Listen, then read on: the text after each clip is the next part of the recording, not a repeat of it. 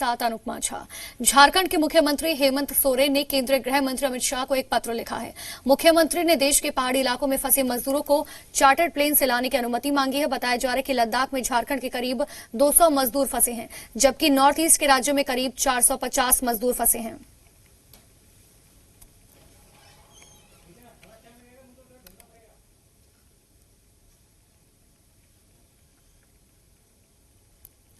Lockdown में सियासी पार्टियों के बीच बयानबाजी हो रही है, लेकिन दलगत भावना से ऊपर उठकर कई लोग तारीफ भी कर रहे हैं।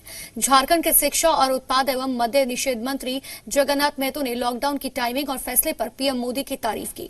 मंत्री जी के मुताबिक अगर विरोधी पार्टी का नेता भी सही काम करे तो तारीफ तो करनी ही चाहिए।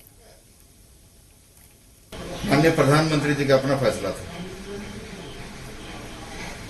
यदि आज हमको जो लग रहा है हम उस फैसला का समर्थन नहीं करें, हमको यदि माननीय प्रधानमंत्री अपने सोच के तहत काम किया है, हम विपक्ष के हैं, इसका मतलब हम हर समय विरोध बोलकर अपना एथी बढ़ा लें, ये हम नहीं। लॉकडाउन की वजह से देश भर के प्रवासी अपने अपने घरों की तरफ लौट रहे हैं। सवारी के अभाव में ज्यादातर लोग पैदल ही सफर करने को मजबूर हैं। ऐसे में झारखंड सरकार की हाईवे किचन योजना लोगों के लिए वरदान साबित हो रही है।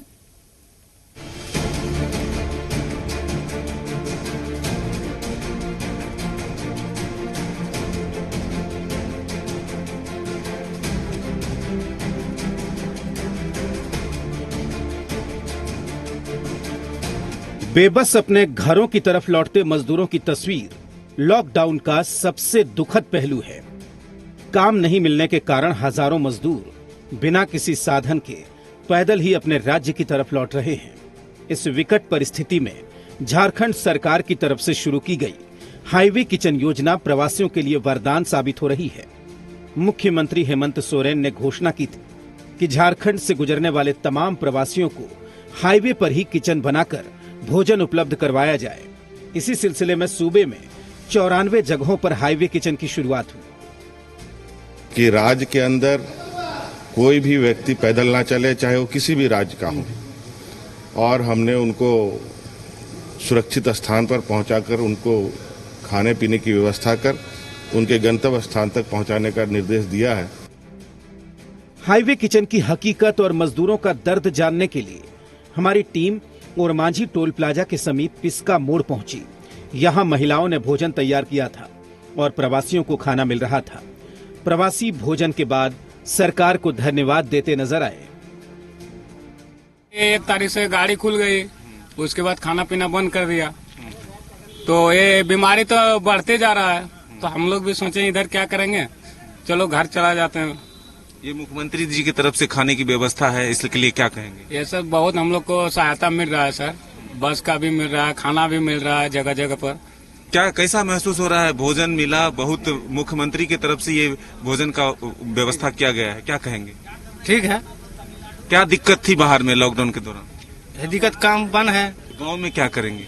गाँव में सर जो भी होगा, जो इधर उधर काम करके खेती बाड़ी करके खाएंगे और क्या करेंगे सर। मतलब वापस जाना है? फिर वापस जाना है सर, जब लॉकडाउन टूटेंगे तो। क्या नाम है आपका? कुणाल कुमार होगा सर। क्या जाना है भैया वापस? फिर नहीं सर, नहीं जाना है। क्या दिक्कत होती थी वहाँ लॉकडाउन के दौरान, क्या परेशानी हुई? काम बंद था सर। इसके बाद हमारी टीम रांची, बोकारो, धनबाद मार्ग पहुंची। यहां आनंदी बारीडी चौक पर मुख्यमंत्री हाईवे किचन का संचालन किया जा रहा है। यहां भी साफ सफाई और सैनिटाइजिंग की पूरी व्यवस्था नजर आई। यहां भी प्रवासी मजदूर बेहद खुश दिखे। अब हम आ चुके हैं बारीडी चौक और यहाँ भी मुख्यमंत्री हाईवे किचन का आयोजन किया गया है। यहाँ जो रास्ते में मजदूर चल रहे हैं उनके साथ साथ जो स्थानीय लोग हैं उन्हें भी खाना उनको भी खिलाने की व्यवस्था की गई है। हम एक अलग तस्वीर दिखाना चाहेंगे कि देखिए यहाँ खाने से पहले मास्क और सैनिटाइजर भी लोगों को दिया जा रहा है। सैनिटाइजर सिर्फ लोगों को घर ले जाने के लिए नहीं, बल्कि जो खाना लेने पहुंचे हैं उनको पहले हाथ में दिया जाता है। वो सैनिटाइजर से अपने हाथ को साफ करते हैं, फिर उनको खाना दिया जाता है। तो एक लंबी कतार लगी हुई है यहाँ पर लोगों की, जो कि खाने के लिए यहाँ पहुंचे हैं। जरूरतमंदों को जो मुख्यमंत्री हेमंत सोरेन ने कहा है कि जो भी लोग इस राज्य में इस आपदा के घड़ी में भूखे रहेंगे उन्हें पर्याप्त भोजन खिलाया जाएगा, तो वो ये तस्वीरों के माध्यम से साफ दिख रहा है। हाईवे किचन का मकसद न केवल मजदूरों को बेहतर भोजन उपलब्ध कराना है, बल्कि यहां से उन्हें गंतव्य तक भेजने की व्यवस्था भी की जाती है। आपदा की इस घड़ी में हाईवे किचन प्रवासियों के लिए हमदम बन गया है। मदन, जी मीडिया, रांची। केंद्र सरकार ने कोल सेक्टर को निजी हाथों में सौंपने का फैसला किया। इससे झारखंड में पहले से नीलामी के लिए तैयार 22 कोल माइंस को निजी हाथों में सौंपने की संभावना बढ़ गई। हालांकि पूरी प्रक्रिया में अभी देरी है, लेकिन उससे पहले ही सूबे की सियासत में माइनिंग पर महाभारत शुरू हो गई।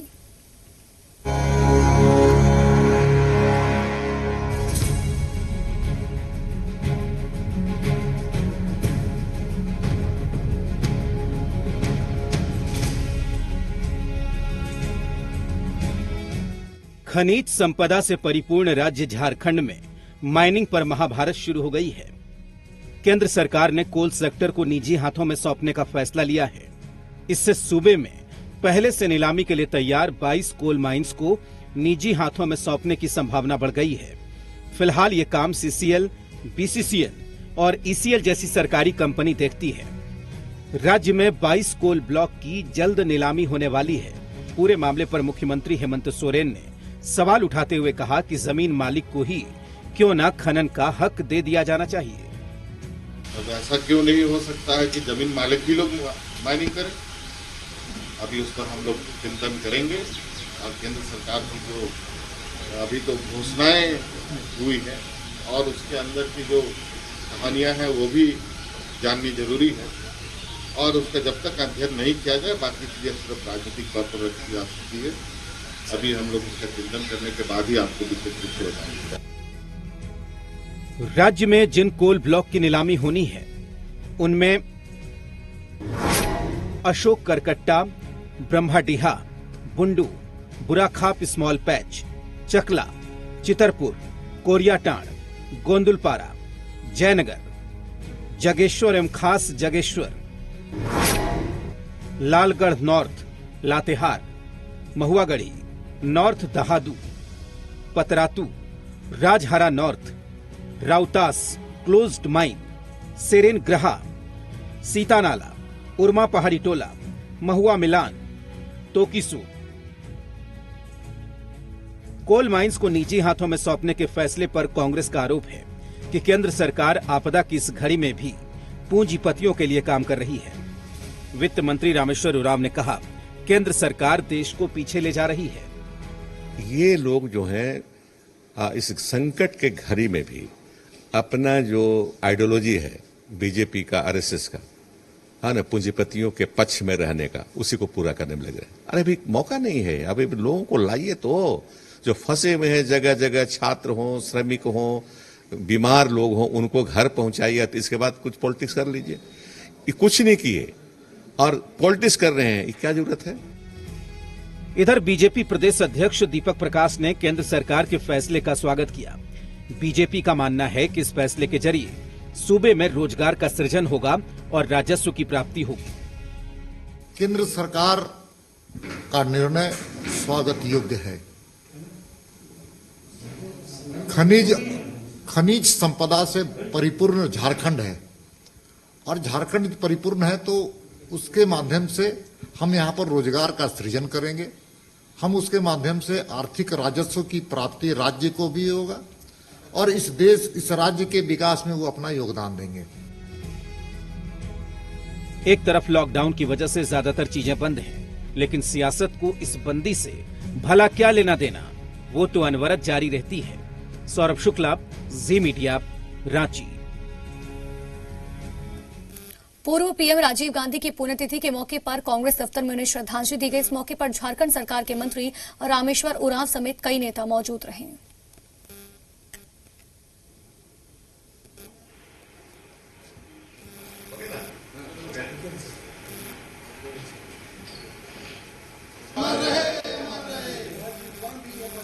तो वहीं रांची में मुख्यमंत्री हेमंत सोरेन ने अपने बड़े भाई दुर्गा सोरेन की पुण्यतिथि के मौके पर उन्हें श्रद्धांजलि दी।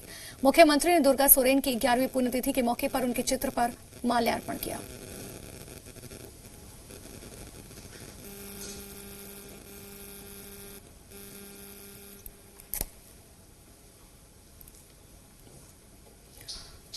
और अब बात कर लेते हैं गिरिडीह की, जहां पर दर्दनाक हादसा हुआ। यहां बाइक और स्विफ्ट कार की जोरदार टक्कर हुई, 5 लोगों की मौके पर ही मौत हो गई। गिरिडीह डुमरी मुख्य मार्ग के जोड़ा पहाड़ी के पास यह हादसा हुआ। घटना की सूचना मिलते ही पुलिस और प्रशासन के अधिकारी मौके पर पहुंचे।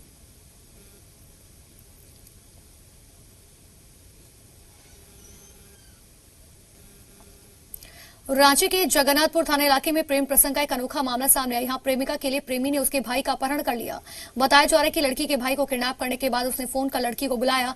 लड़की के परिवार वालों ने जब शिकायत की पुलिस में, तो जगन्नाथपुर पुलिस ने अपहृत को तुबुताना इलाके से बरामद किया। पुलिस के मुताबिक आरोपी को पहले भी एक आपराधिक रिकॉर्ड रह चुका है। पुलिस अब पूरे मामले की जांच कर रही है। बोला कि चलो मेरा कपड़ा ला देना, तो ये कपड़ा ले आया, फिर उसको बैठा के ले गया। वो कितना दूर में ले गया, फिर उसको थोड़ा सा मारपीट किया था। तो मेरा बेटी आई तो वही थाना उना गई, तो वही कुछ बताई, तो फिर वही पुलिस से गया था, फिर वही पकड़ा उसको, तो वो भाग गया। कुछ बोल के नहीं ले गया था, बैठाया और डायरेक्ट ले गया। ले गया जंगल में, उसके बाद मार रहा था। हाँ। और मार के भी और कुछ मतलब क्या बोल रहा था? फिर तुम्हारी दीदी को फोन किया? फोन करके क्या बोला? बुलाया, उसके बाद फिर मेरे बहन पुलिस लोग को बुलाई, उसके बाद भाग गया। हमने जो है टुपुदाना प्रभारी और अभय जो है जगन्नाथपुर प्रभारी के साथ एक टीम बनाई और उनके साथ जो है संपर्क स्थापित कर टुपुदाना के पास से उनके भाई को रिकवर करने का और साथ ही साथ अभियुक्त को गिरफ्तार करने का प्रयास किया था। मौके पर हम लोग जो है लड़के को रिकवर कर पाए थे, लेकिन जो अभियुक्त है वो फरार हो गया था। गुमला पुलिस ने गुमला थाना इलाके के कोईजारा गाजी टोली से अवैध रूप से चलाई जा रही गन फैक्ट्री का खुलासा किया। पुलिस ने इस काम में लगे 4 लोगों को गिरफ्तार किया। मिनी गन फैक्ट्री उग्रवादी संगठन PLFI और स्थानीय अपराधियों को हथियार सप्लाई करता था। इन लोगों से हम लोग एक 12 बोर का एक देसी मेड राइफल, .315 का एक देसी राइफल, 3 12 बोर का जिंदा गोली, 3 खोखा, 2 देसी कट्टा और हथियार बनाने के लिए जो इस्तेमाल करता है लेत और बाकी सामग्री बरामद किया है। धनबाद एसीबी ने बलियापुर ब्लॉक के एजुकेशन ऑफिसर जया कुमारी को 6,000 की रिश्वत लेते हुए रंगे हाथों गिरफ्तार किया। मामला बलियापुर में सेवा पुस्तकालय खोलने के बदले रिश्वत मांगने का बताया जा रहा है। शिकायतकर्ता विजय प्रजापति ने धनबाद एसीबी को उसकी शिकायत की, जिसके बाद एसीबी की टीम ने ट्रैप कर पूरी कार्रवाई को अंजाम दिया। इस मामले में आरोपी का कहना है कि मैंने पैसे की डिमांड नहीं की थी, किसी ने मेरे हाथ में पैसे रख दिए। एसीबी आरोपी ऑफिसर को पूछताछ के लिए एसीबी कार्यालय धनबाद ले आई। हम कभी पैसा लिया गया, बैंक मेरे बगल में रख दिया पैसा। हम बोले काहे रखा, तो हम उसको जो है कि सर ऐसे हटा दिए। तो उसके बाद में वो किस मंशा से गया सर, किससे रखा, हम उसके खिलाफ भी PDP करके वो दिया हुआ है। वो टीचर ही ऐसा है सर। तो क्या अभी जो आप पर आरोप लगा वो गलत है? जी सर, वो बायजबरन हमको फंसाया जा रहा है सर। धनबाद के पुटकी थाना इलाके के करकेंद्र पासी धौड़ा में 2 गुटों के बीच झड़प हो गई और इसी दौरान दोनों तरफ से पत्थरबाजी और बम भी फेंके गए। झड़प में एक शख्स घायल हो गया, जिसे इलाज के लिए PMCH में भर्ती कराया गया।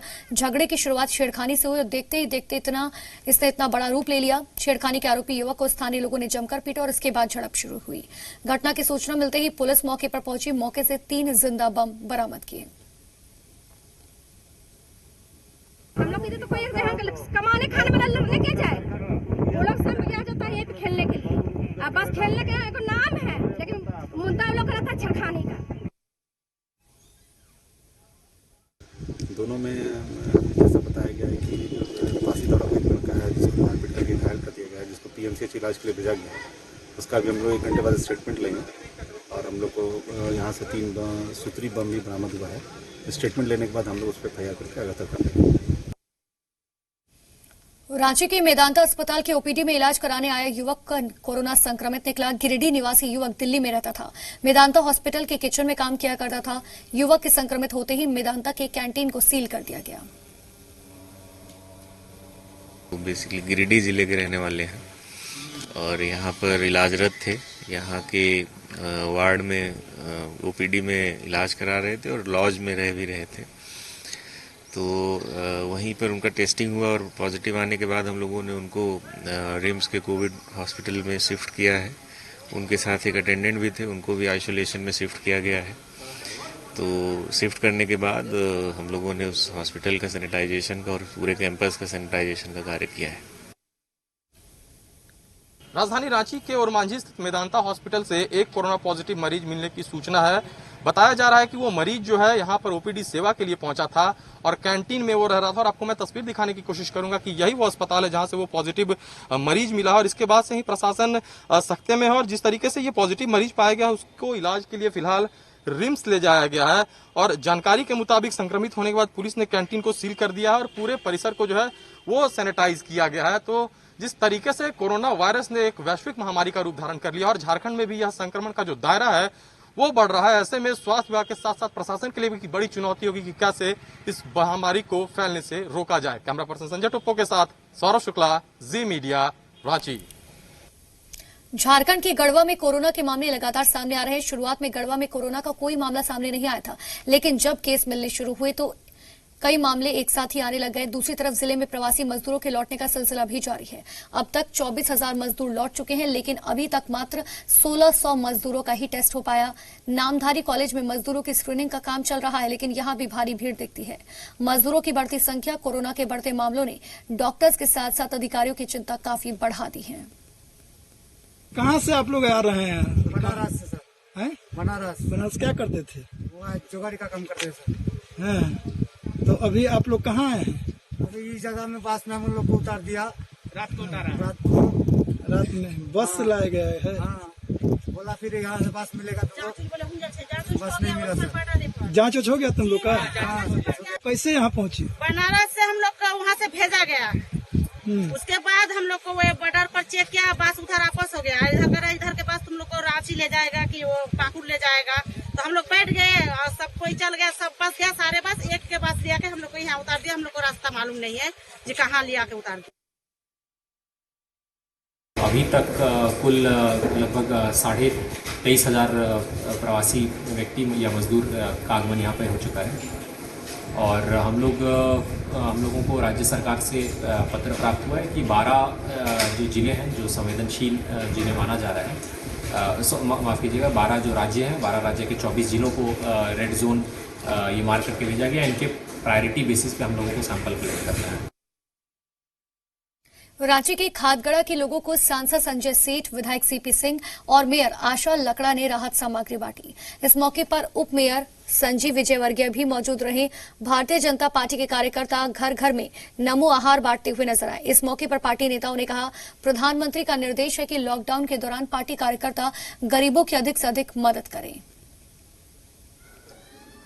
वैसे लोगों के भी, चूंकि सारे के सारे गरीब लोग हैं, छोटे छोटे काम करके अपना जीवन यापन करते हैं, वैसे लोगों के बीच आज प्रत्येक फ्लैट पे एक एक पैकेट का वितरण किया गया है और ये रोज चल रहा है, कोई आज नया नहीं है।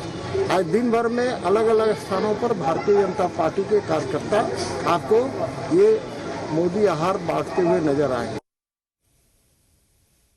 और प्रधानमंत्री जी का निर्देश था इस कोरोना काल में जहां लॉकडाउन है, लॉकडाउन में रोज कमाने वाले खाने वाले उनको मजबूरी है, उनको पेट में अन्न डालना, श्रमिकों के पैर में चप्पल नहीं उनको चप्पल देना, हाईवेज पे जो मजदूर आ रहे हैं उनको भोजन कराना, उनको उचित स्थल तक पहुंचाना।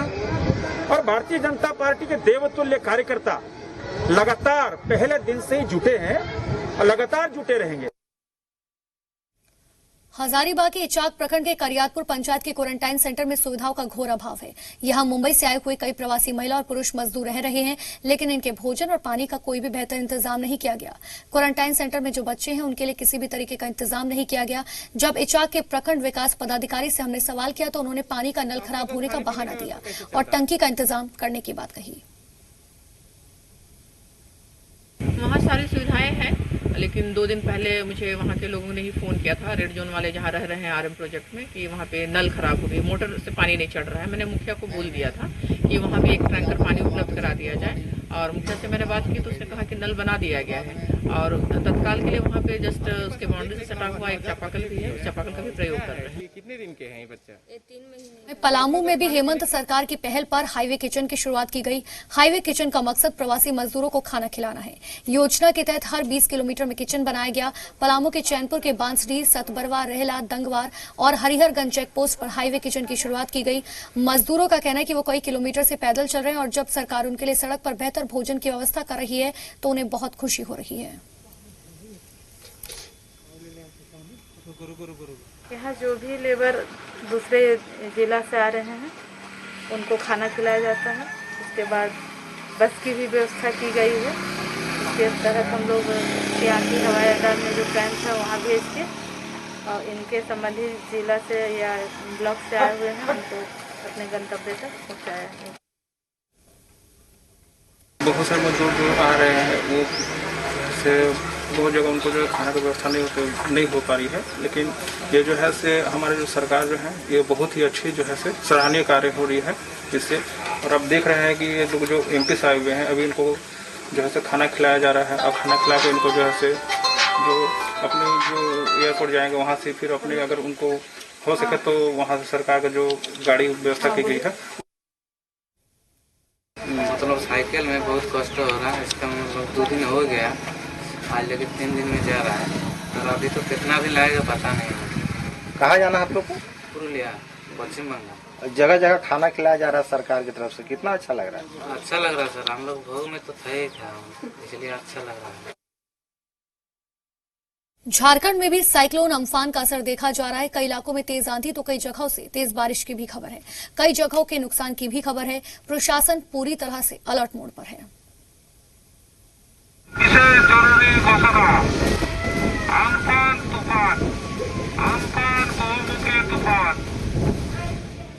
झारखंड में भी साइक्लोन अम्फान का असर देखा जा रहा है।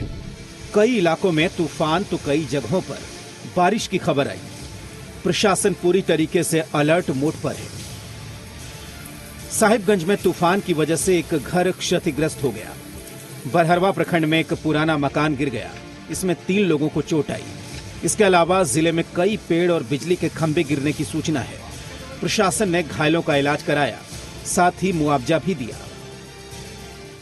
हम लोगों ने अलर्ट जारी किया है। सभी सीओस, बीडीओस, थाना प्रभारी को हम लोगों ने बोला है कि वो भ्रमणशील रहेंगे, एरियाज को विजिट करेंगे। साथ ही साथ लोगों के लिए हम लोगों ने अपील की है कि उन लोग अपने अपने घरों से बाहर नहीं निकले अनावश्यक, पेड़ के नीचे न खड़े हों, कोई वैसा स्ट्रक्चर जो गिरने की स्थिति में हो उसके नीचे न खड़े हों, अपने घरों में रहें। साथ ही साथ हम लोगों ने अपनी टीम्स जो इलेक्ट्रिसिटी डिपार्टमेंट है, जो पीडब्ल्यूडी डिपार्टमेंट है, जो सिविल सर्जन है, उनको भी हम लोगों ने अलर्ट मोड में रहने को कहा है। दुमका में भी लगातार कई घंटों तक बारिश होने और हवाएं चलने की खबर है। आसमान में बादल छाए हैं, इसका असर आम जनजीवन पर भी पड़ा है। जिला प्रशासन ने अम्फान को लेकर अलर्ट जारी किया। जिले में कंट्रोल रूम तैयार किया गया है, जिसके जरिए नजर रखी जा रही है। पाकुड़ में भी मौसम में बदलाव देखने को मिला।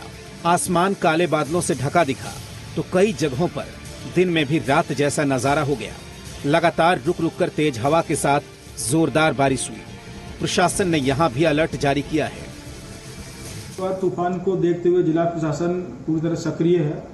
विभाग के साथ भी हम लोग संपर्क बनाए हुए हैं, क्योंकि विभाग द्वारा भी इसके संबंध में जो ट्रेजेक्ट्री मूवमेंट्स आदि की जानकारी दी जाती है। जो सीमावर्ती क्षेत्र हैं, खासकर भी जो बंगाल से लगे हुए हमारे 3 ब्लॉक हैं, महेशपुर, पकुड़िया, पाकुड़, और इनसे जो संभावित पंचायतें हैं, वहाँ पर हम लोगों ने सभी संबंधित जो मुखिया हैं उनको भी सतर्क रहने के लिए कहा है। वहाँ अंचल अधिकारी बीडीओ को कहा है कि वो टीम उसके लिए तैयार रखें। तूफान जो ये आने वाला है, जो जिसकी पूर्व सूचना हम लोगों को मिल चुकी है, इस संबंध में पुलिस प्रशासन पाकुड़ पूरी तरह से मुस्तैद है। हमने सभी थाना प्रभारी, डीएसपी को इस संबंध में किसी भी विकट परिस्थिति से निपटने के लिए तैयारी कर रखा है।